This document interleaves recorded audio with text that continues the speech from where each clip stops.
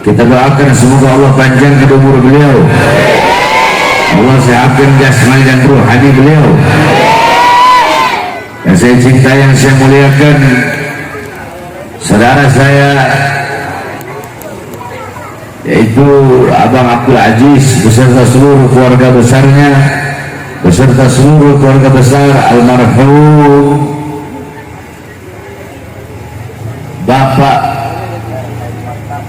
RH Mastan dan Ibu Hajah Aminah, seluruh keluarga besar beliau yang pada malam hari ini kita mengadakan acara haul akbar daripada beliau berdua. Mudah-mudahan Allah Subhanahu wa taala mengampuni dosa-dosa beliau, Allah rahmati beliau dengan pandangan rahmat, pandangan kasih sayang, pandangan pengampuna. Allah muliakan beliau dengan berjumpa dengan baginda Nabi besar Muhammad sallallahu alaihi wasallam. Sedikit saja saudara, karena saya masih banyak acara lagi. Saudara-saudara, sedikit saya bahas tentang haul.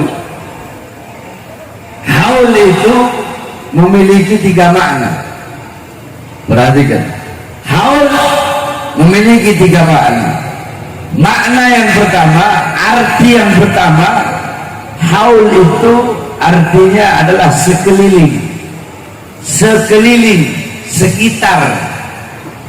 Dalam Al-Quran Allah berfirman, alladzi barakna haulahu, yang kami berkahi sekelilingnya. Itu haul yang pertama, artinya sekeliling, sekitar. Alladzi barakna haulahu, yang kami berkahi sekelilingnya. Haul yang kedua maknanya, artinya adalah daya, kekuatan, upaya. La haula, tidak ada daya, tidak ada upaya. Haul yang ketiga maknanya 1 tahun.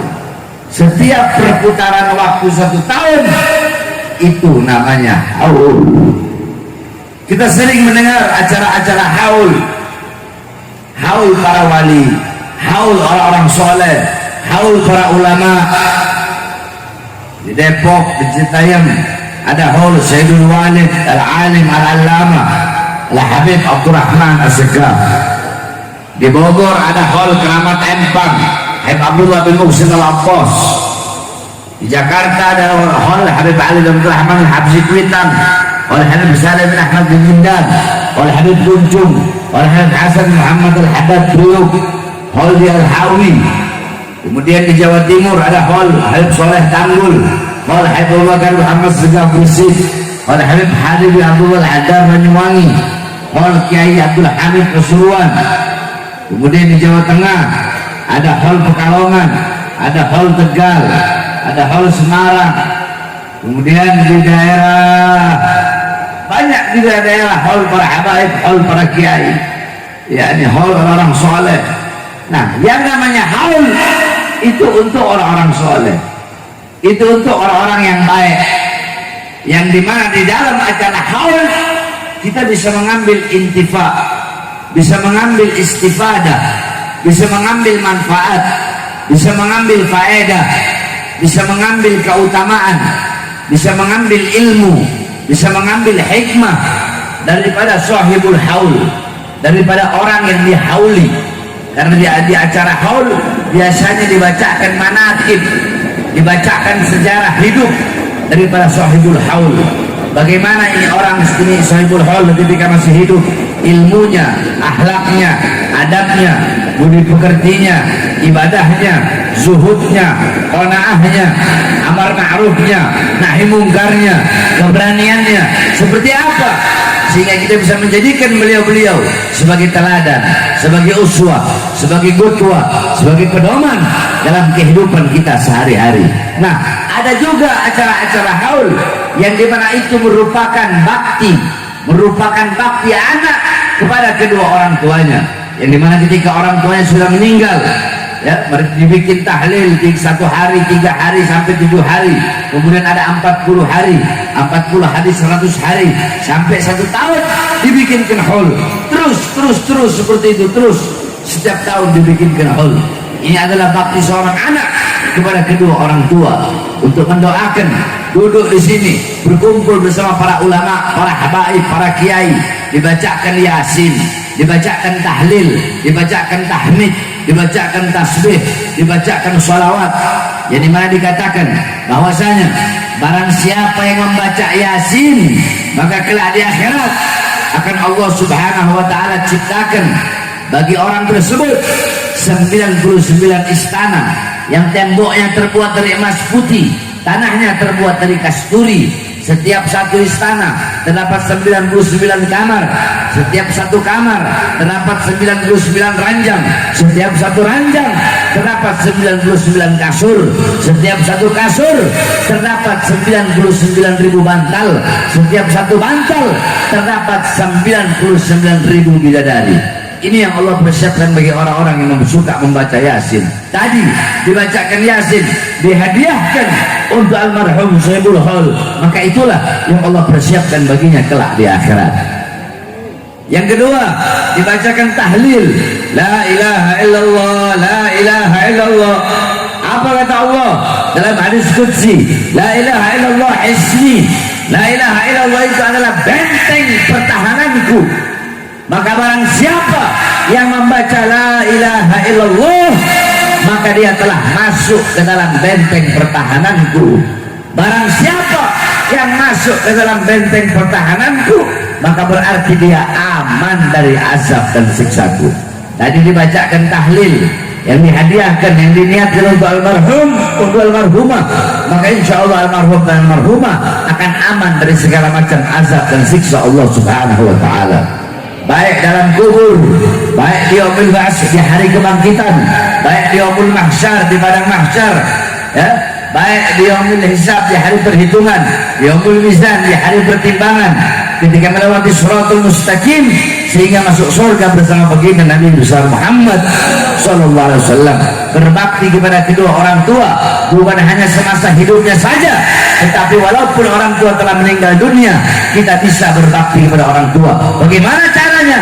Acara malam hari ini adalah bukti bakti anak kepada orang tua yang telah meninggal dunia, dengan duduk mengumpulkan umat, mengumpulkan jamaah, mengumpulkan para ulama untuk mendoakan kedua orang tuanya yang telah meninggal. Sebab idza mata ibnu adam inqata amaluhu illa min thalatha sadaqatin jariyah, al ilmu yang tafa'u bih wal salih yad'u lah. Apabila manusia itu wafat, apabila manusia itu meninggal, maka terputus seluruh amal-amal hidupnya. Kita sholat, masih hidup sholat, udah mati kita nggak bisa sholat, putus. Kita masih hidup puasa, udah mati kita nggak bisa puasa, putus. Masih hidup kita haji, masih udah mati nggak bisa kita haji, putus amal ibadah.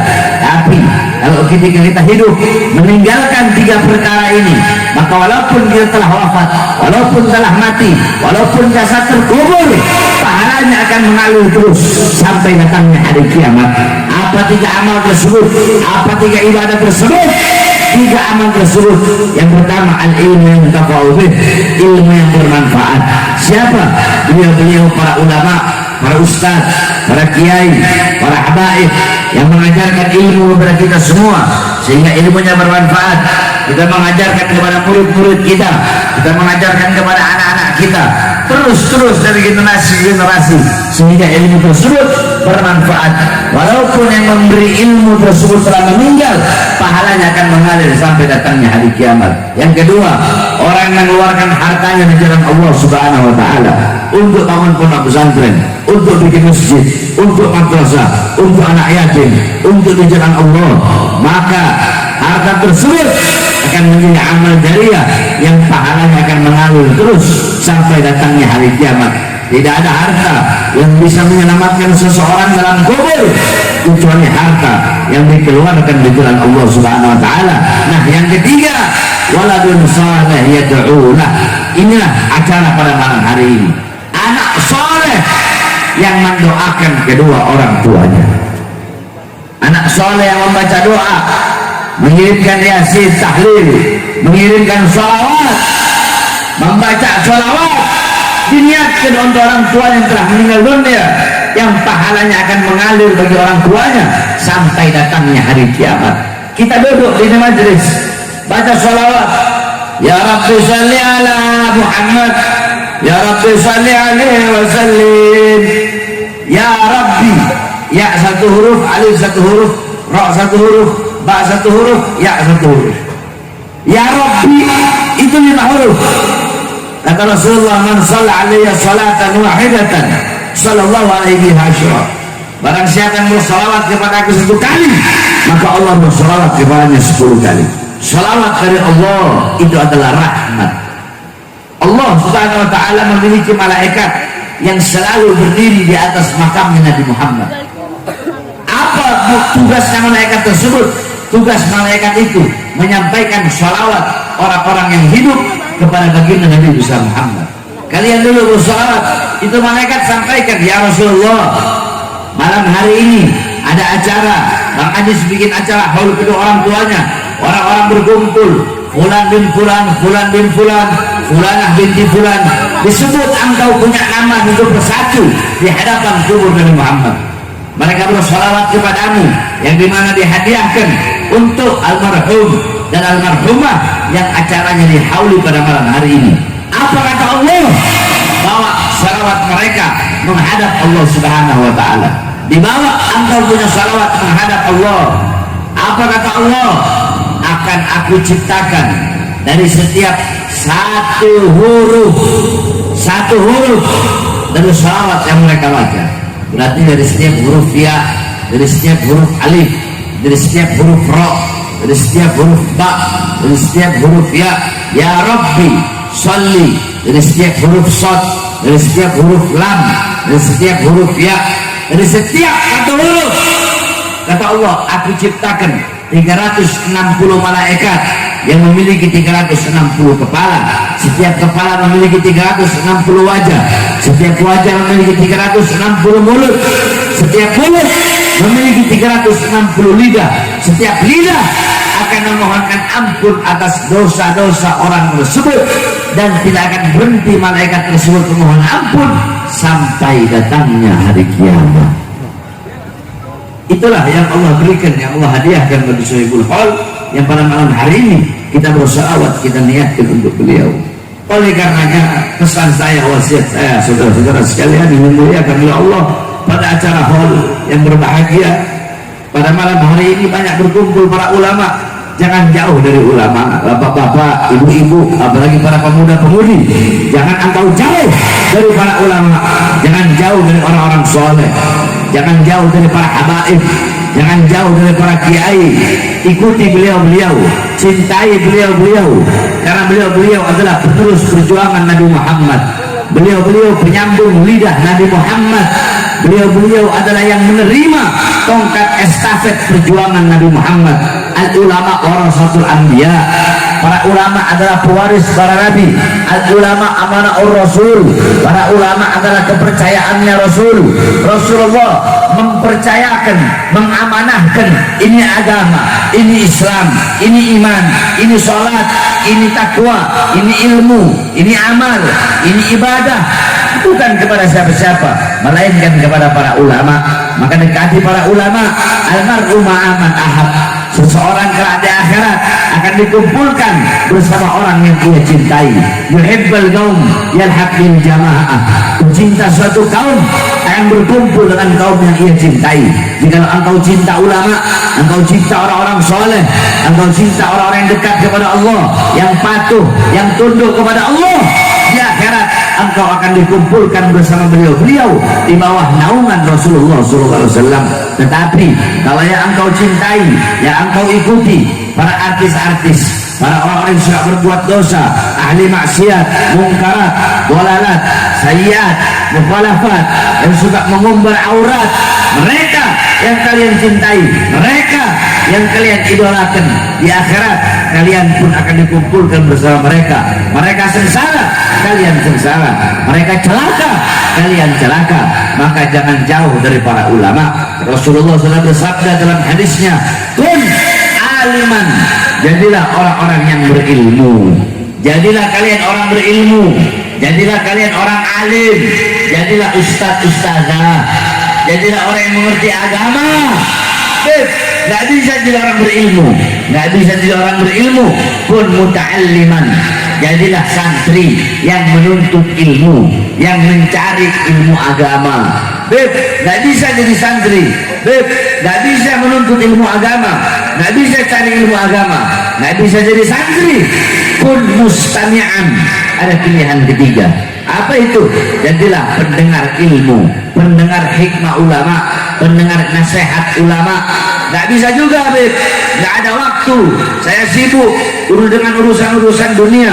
Nggak bisa jadi pendengar ilmu, nggak bisa jadi pendengar nasihat ulama. Pilihan terakhir, kun muhibban, itu pilihan terakhir. Jadilah pecinta. Pecinta apa? Pecinta ulama, pecinta para ustadz, pecinta para kiai, pecinta para habaib, pecinta ilmu. Itu pilihan terakhir bagimu. Tidak ada lagi pilihan selain itu. Jadi orang alim nggak bisa jadi santri, jadi santri nggak bisa jadi pendengar, jadi pendengar nggak bisa jadi pecinta. Itu pilihan terakhir. Wala takun khamisan, jangan engkau jadi golongan yang kelima. Siapa golongan yang kelima? Orang alim bukan, orang berilmu bukan, santri bukan, ngaji agama enggak, bukan, pendengar ilmu bukan, pendengar nasihat bukan, pecinta juga bukan, bangsat ya, goblok ya, bodoh ya, ahli maksiat ya, yang suka berbuat dosa ya, melacur ya, narkoba ya, mabuk ya, judi ya, ngebunuh orang ya, menyengsarakan rakyat ya, koruptor uang rakyat ya, bikin susah rakyat ya, malah menjadi pembenci para ulama. Udah ulama bukan ya, ustadz kiai orang yang ngerti agama bukan, pencari ilmu juga bukan, mendengarkan ilmu juga bukan, pecinta juga bukan, bangsat ya, pembunuh ya, Sambo pembunuh, siapa? Siapa? Siapa? Kurang keras.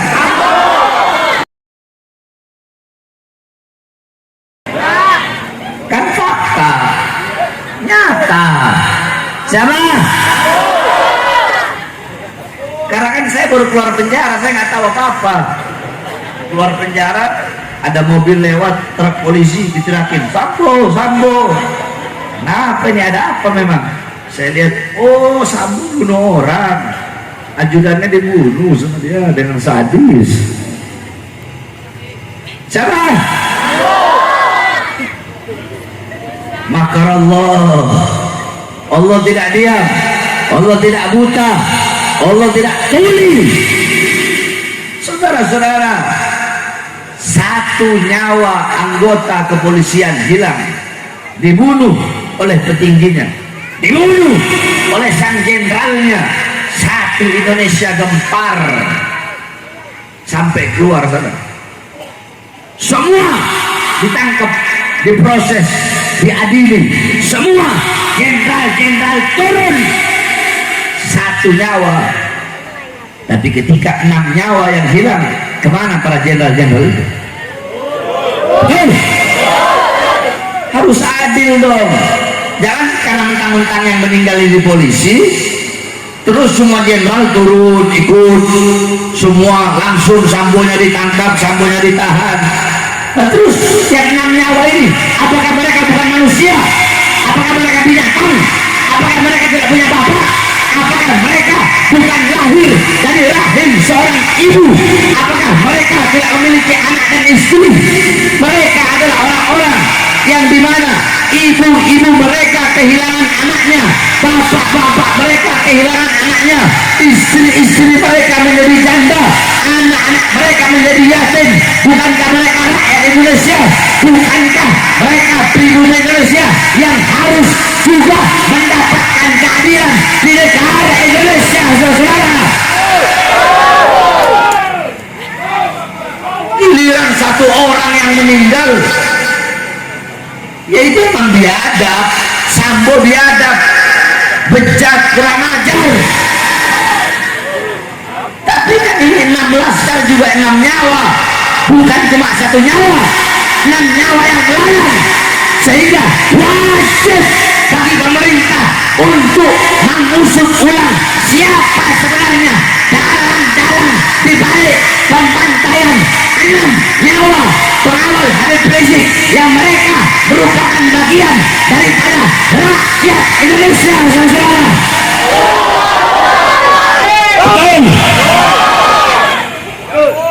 Iya, Sambo. Habib Bahar baru keluar penjara, nggak ada kapok-kapoknya ya.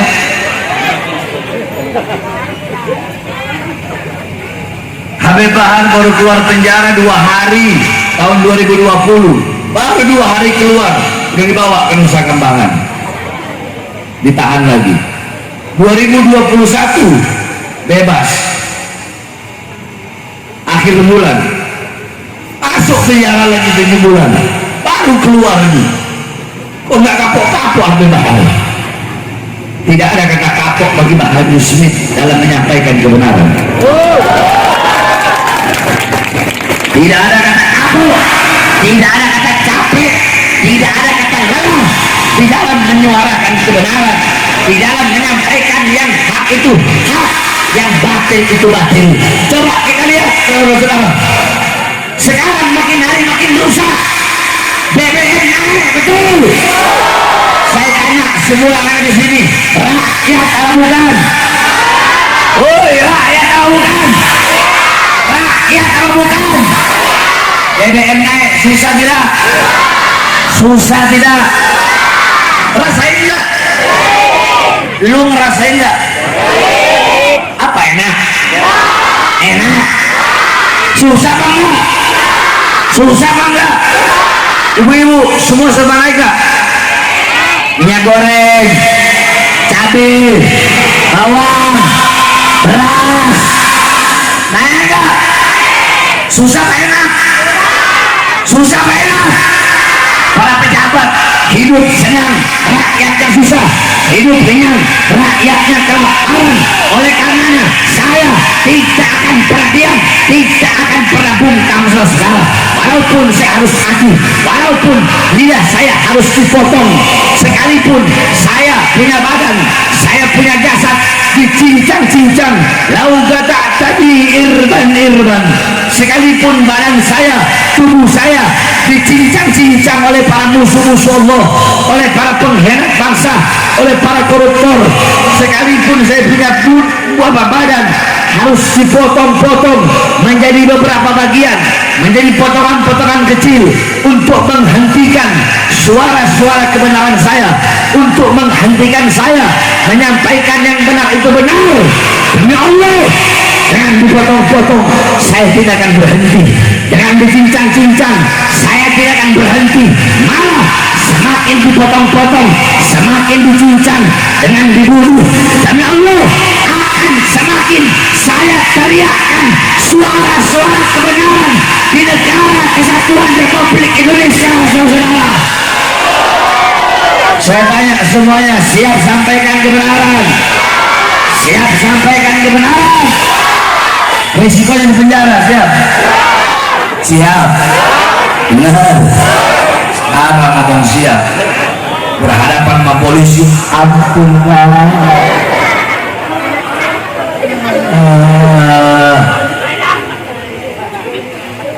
jangan pernah takut menyampaikan suara kebenaran, saudara.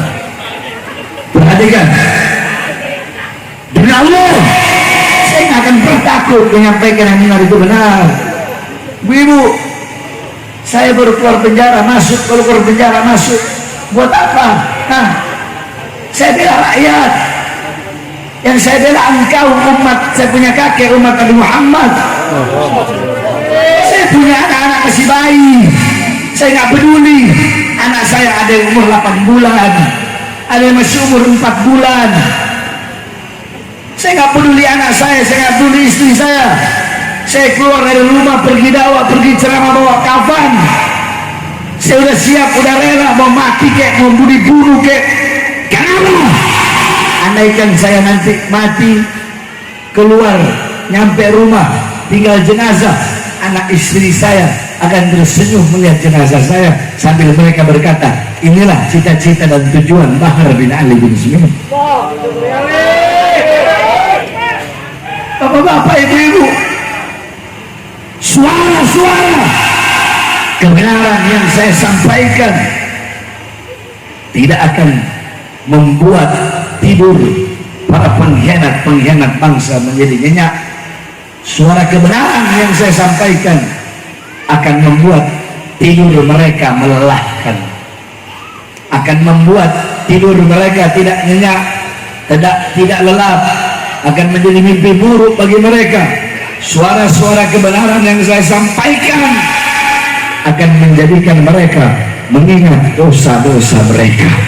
Oleh karenanya saya wasiatkan, jangan pernah takut untuk menyampaikan dan menyuarakan kebenaran. Saya tanya semua sekali lagi, bapak-bapak, ibu-ibu, pemuda-pemudinya, semua yang ada di sini, siap disampaikan kebenaran?